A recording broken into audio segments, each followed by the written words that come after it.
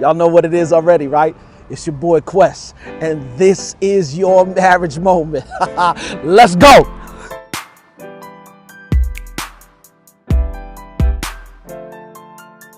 What up, y'all? Welcome to another edition of Marriage Moments. For those of you who are tuning in for the first time, it's your boy Quest. Yep, as always, big shots out to like for real a number of people. Number one, Daryl, man, for just keeping things like for real. If y'all have not been watching Marriage Moments, like for real, everything that we have been progressing in or getting better at as it relates to filming content, it's your boy D, and I promise you, yes, I want to shout him out real quick because he always make your boy look good. I'm not going to waste a lot of your time today. I'm really going to get into the depth of it. For those of you who know me, know that I am a believer in Bible-based marriages. And for those of you who don't know, I'm a Christian. And so I follow the policies, practices, and principles of Christ. I've been spending some time reading my Bible this week, y'all.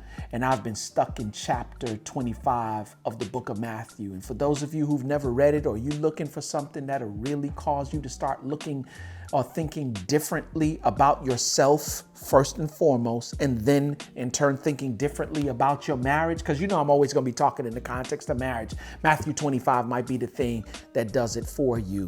And I realized that as I was reading, and I'll paraphrase a lot of it, but there's this one part that I got to read straight from the word. But the first part of the chapter speaks to the parable of the bridegrooms, if you will. And really, when you first start reading those first couple of verses, it speaks to preparation of a particular thing. And that particular thing that I'm talking about is your gift, right? The second part, when it starts talking about the parable of the talents, right? Where there was this rich guy who goes away, right? And he leaves talents, right? In other words, money in the care of his servants. And to one servant, he gives 5 talents of silver. To a second servant, right, he gives 2 talents. And to a third servant, he gives 1, all according to their ability, right?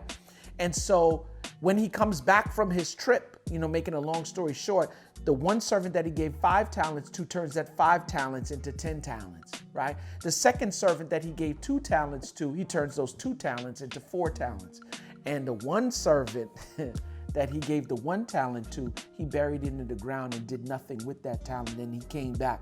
And I'm reading from Matthew 25 and verse 23. And he said to his master, the servant who had received the 2 bags of silver came forward and said, Master, you gave me 2 bags to invest, and I turned that 2 into 4, like I said before. 23, the master said, well done, thou good and faithful servant. Verse 24, the servant with the 1 bag of silver came and said, Master, I knew you were a harsh man, harvesting crops you didn't plant and gathering crops you did not cultivate. Verse 25, I was afraid I would lose your money, so I hid it in the earth. Look, here is your money back. But the master replied, verse 26, you wicked and lazy servant, if you knew I harvested crops and I didn't plant and gathered crops I didn't cultivate, why didn't you deposit my money in the bank? At least I could have gotten some interest on it. I'm going somewhere with this, y'all. Just stay with me.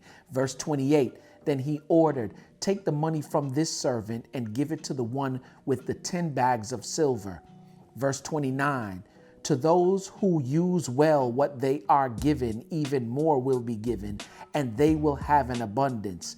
But from those who do nothing, even what little they have will be taken away. Verse 30, now throw this useless servant into outer darkness where there will be weeping and gnashing of teeth. Let me tell y'all something real quick. You don't have time. You do not have time. You don't have time to be arguing.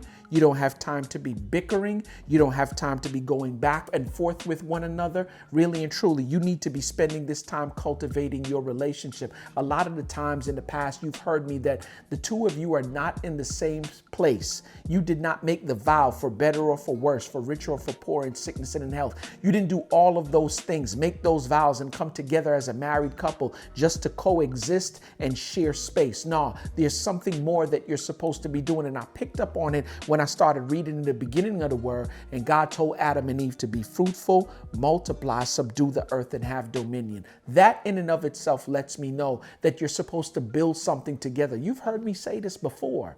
There's something that you're supposed to build together as a couple. When I reached Matthew 25, I realized exactly what it is.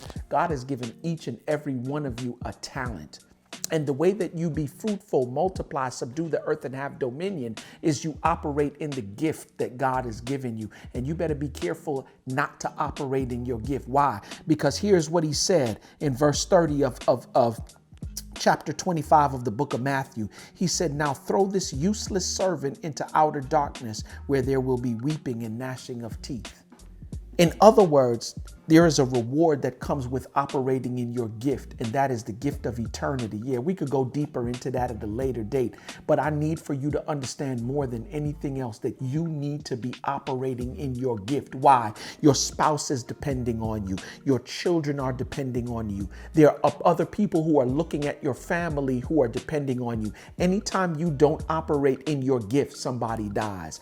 I don't know about you, but I don't want that kind of blood on my hand. Why? Because I've given you a gift for you to operate in it so you can give it away to people, so that you can show it to other people. Also in the same book of Matthew, it also says, immerse yourself in these things, right? So that others may see your progress, because you don't know that when you're operating in your gift, it inspires somebody else to operate in their gift. Namely, the first person that you inspire is your spouse to operate in their gift.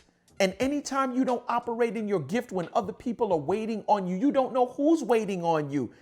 That's the reason why he gave you your gift, so that you can operate in it and so that others would be blessed and operate in their gift. Oh, come on. So that you can move into spaces that other people can't move into because you're operating in your gift. More importantly, so that you can build what the two of you are supposed to build as a couple. I'm telling y'all right now, the reason some of you are arguing, the reason why some of you are fighting, the reason why some of you are feeling disconnected or feeling any other negative issue that you're experiencing in your marriage is because you have not cultivated and you are not executing in your gift. When you are doing that, you don't have time for the small stuff. You don't have time to go back and forth with one another. In other words, you will be spending more time cultivating the relationship that you have and moving on to the next level, which is building together what you're supposed to build together as a couple. But you can't get to building together what you're supposed to be building together as a couple because you're still doing the little bickering. You still being selfish. You still thinking that the relationship is about you. And it's not about you. It's about the two of you together and what you're going to accomplish together. Do me a favor, y'all. Start operating in your gift. Let me correct that. Cultivate the relationship that you're supposed to cultivate so that you can move to the next level of operating in your gift and building what you're supposed to build as a couple. When you start doing that, money will never be an issue. Love will never be an issue, right? The problems that you're experiencing now will never be an issue. Why? Because you are looking forward to the things in the future. Some of you are operating in a broke mindset and you're looking at your past and you're cheating on your future by having an affair with your past. Yeah, I'm gonna leave it right there. Do me a favor.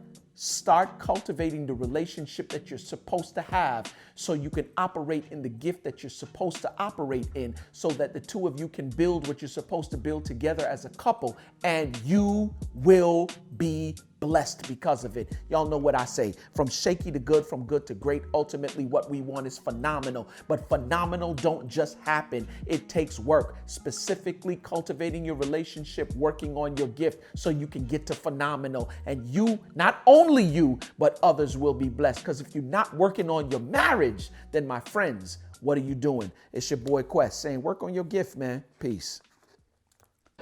What up, y'all? It's your boy Quest, man. Listen, I am a firm believer in marriage is winning. That's right, including yours. So if you know somebody that might be able to use this information, or you might be able to use this information, subscribe, comment in the section below, like, and like I said, share with someone else. All right? If you want to reach me on social media, yeah, my Instagram link is over to the left. All right? Peace.